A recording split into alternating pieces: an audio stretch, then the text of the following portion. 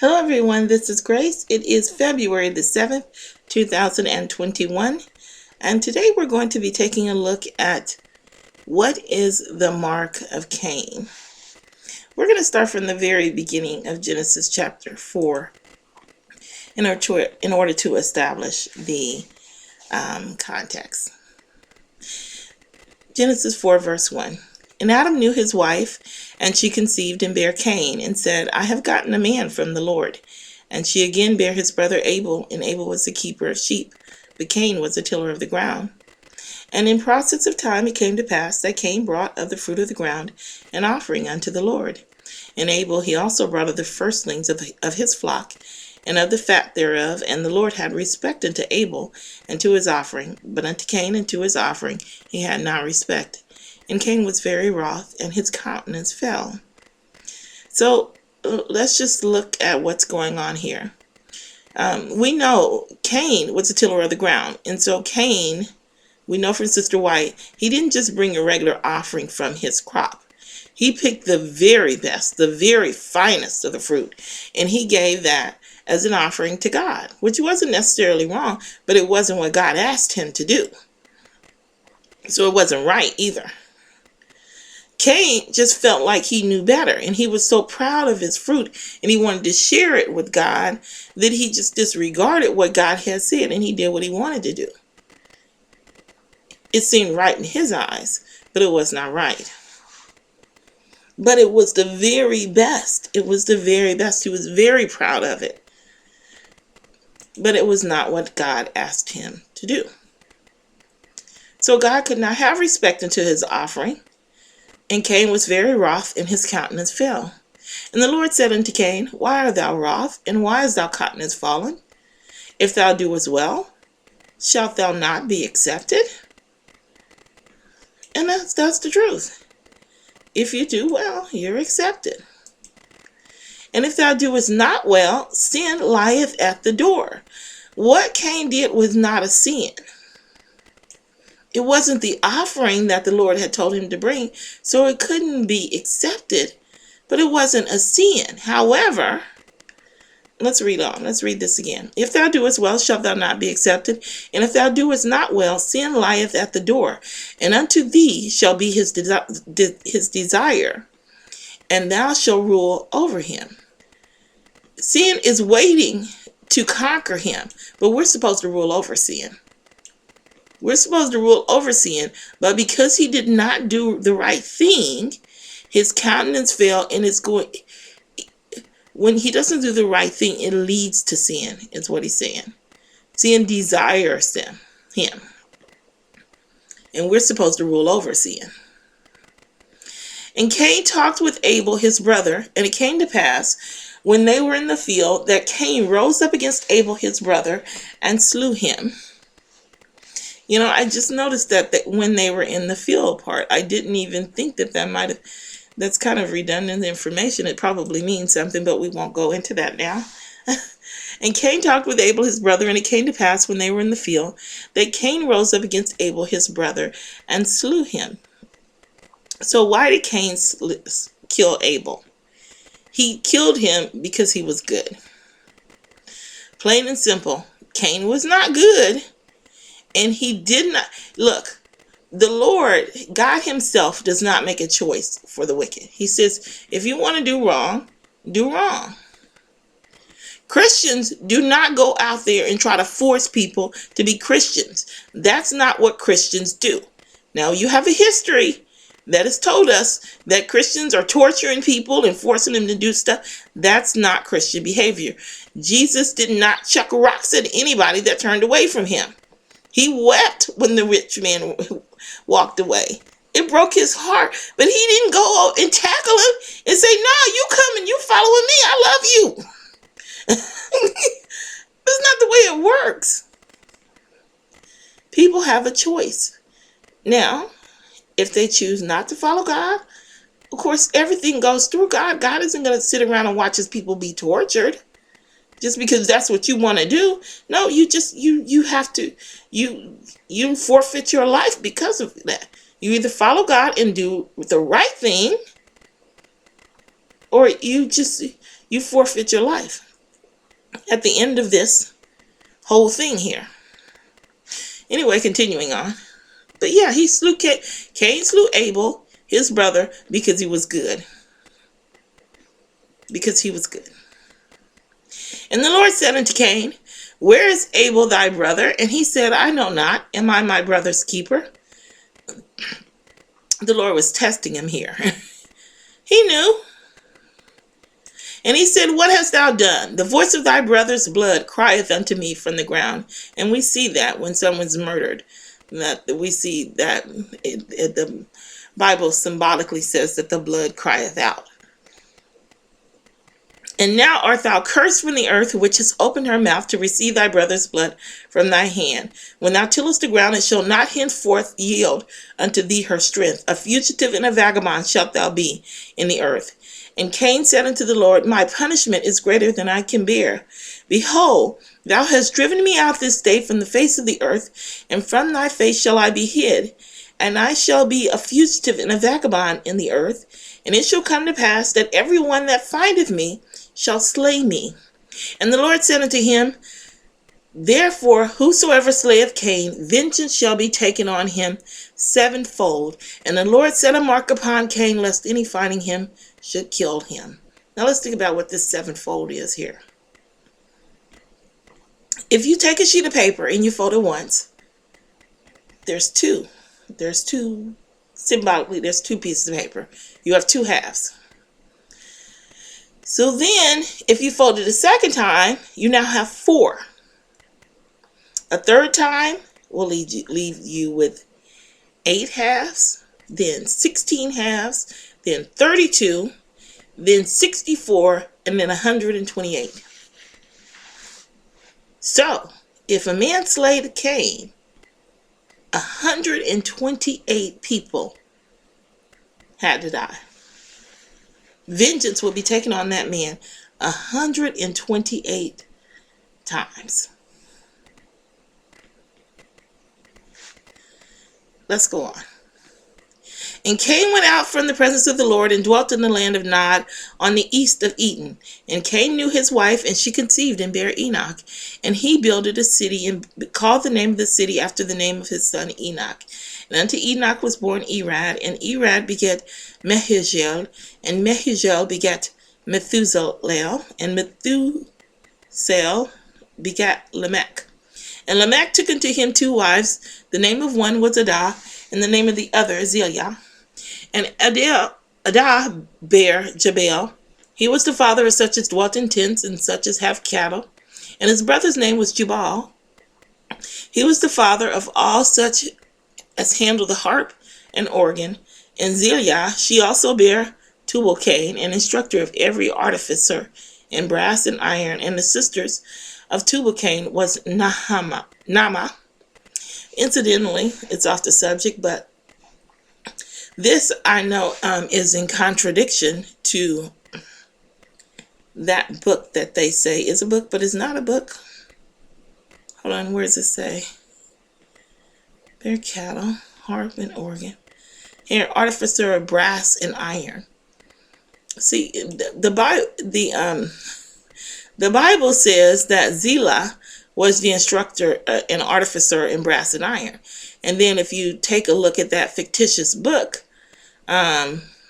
which if you're familiar with Genesis 6, you know what I'm speaking of. I'm not going to say it because it's not named in the Bible. There is a prophecy named in the Bible, but there is no book named in the Bible, so I'm not going to name it. But if you're familiar with that, it contradicts this.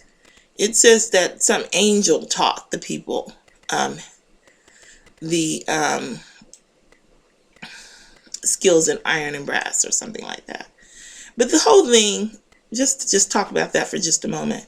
The whole thing is really ridiculous. The people that believe in that book have never actually read it.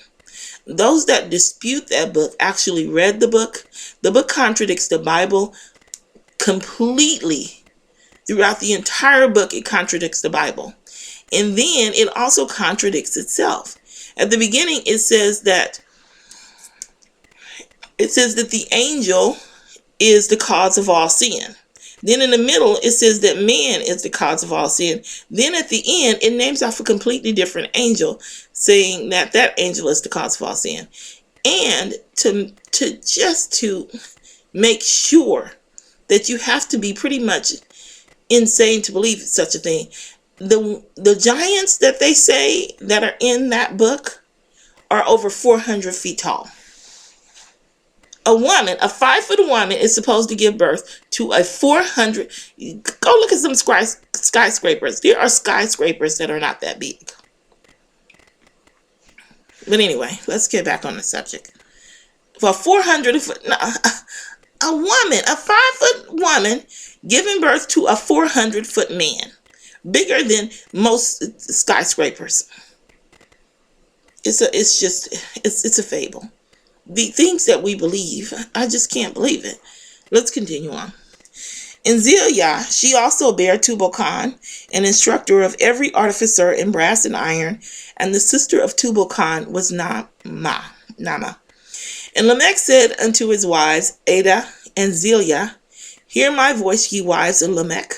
Hearken unto my speech, for I have slain a man to my wounding, and a young man to my hurt. If Cain shall be avenged sevenfold, truly Lamech 70 and sevenfold. Now, when I was working on this, I worked backwards here. Because I said to myself, what could actually have led to such a statement? And it's pretty obvious that he thought of this as a good thing and a blessing. He thought of this as a wonderful thing that he slain a man to his wounding, and he would kill a man for wounding him, and he would kill a young man for just hurting him or bruising him. And because of this, because Cain killed one man, killed one man in anger,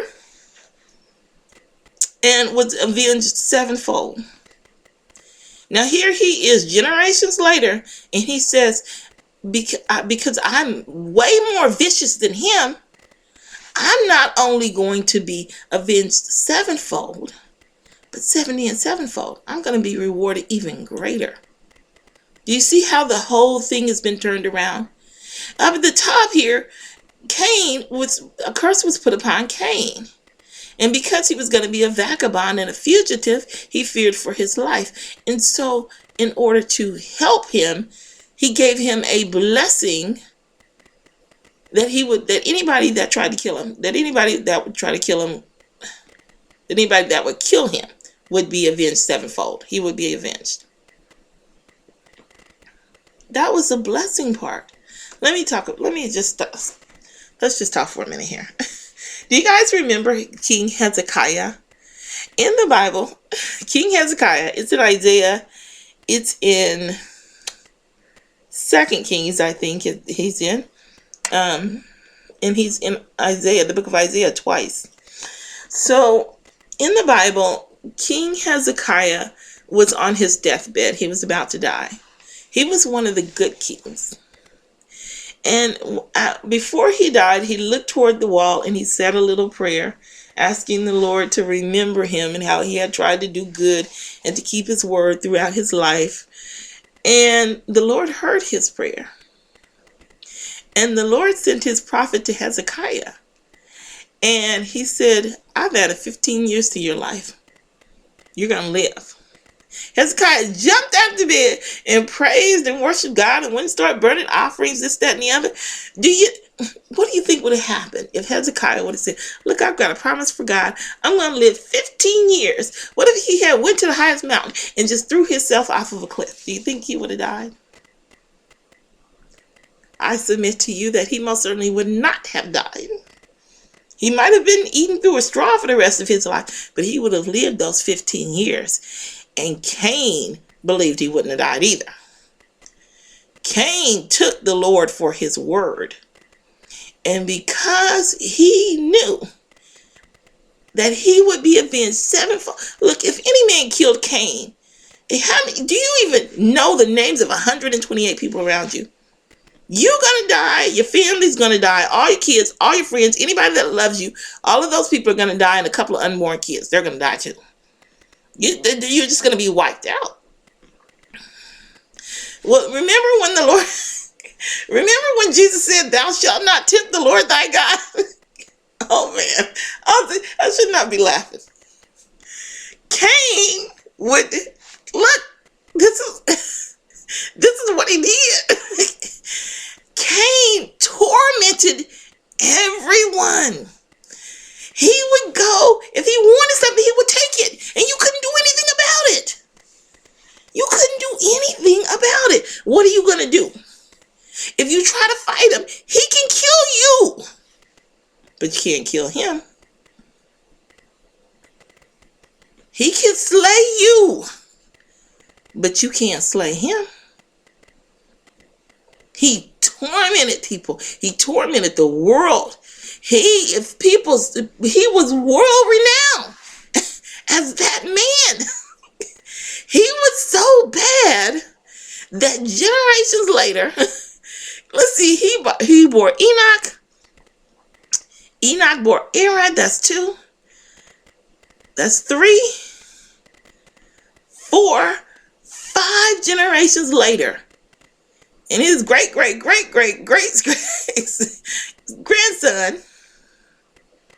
still saw all of the havoc that he had reaped and handed down to his son Enoch. And he saw all of the havoc that Enoch had reaped because it was handed down from his father as a good thing. Then he saw Erad doing the same thing. On and on and on and on, generation after generation, to where this man comes in and brags about his degeneracy, brags about his murderous attitude.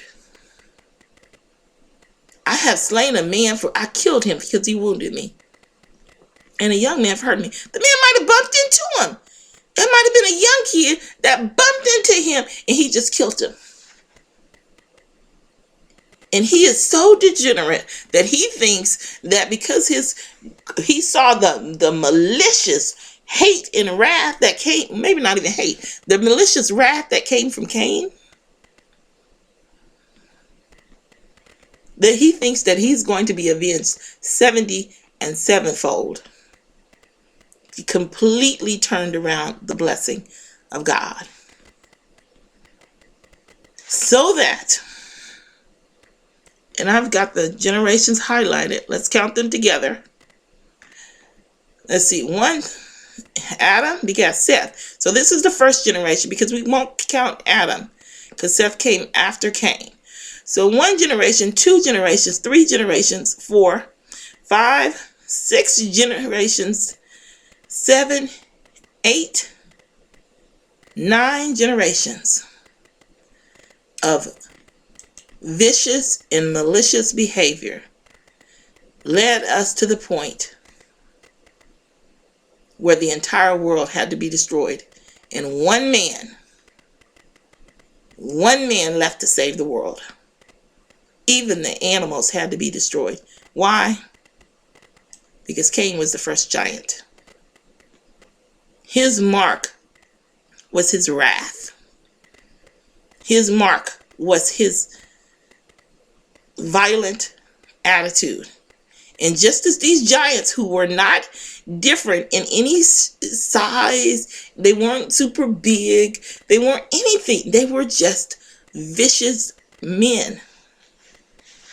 And Cain was the father of them. It was his doing. It was his legacy that led to these people. That was the mark of Cain. Everyone knew him because everyone knew to stay away from him.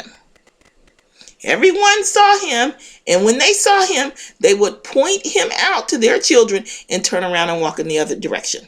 Go into some establishment and hope he doesn't follow in after you. That was Cain's mark. And it outlived him. It really did. Anyway,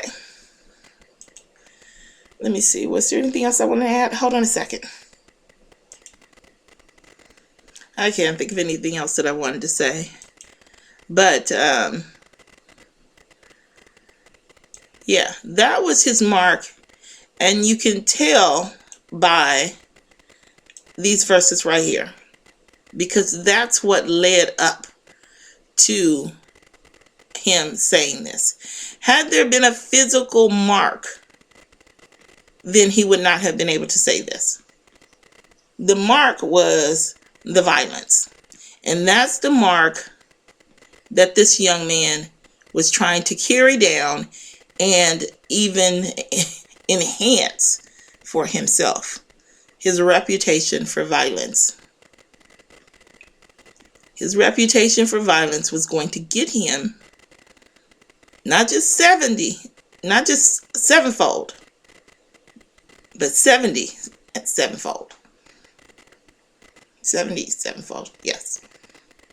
Okay, anyway, I will leave it at that. And I will see you all in the next video. Bye. I hope that was helpful. Bye.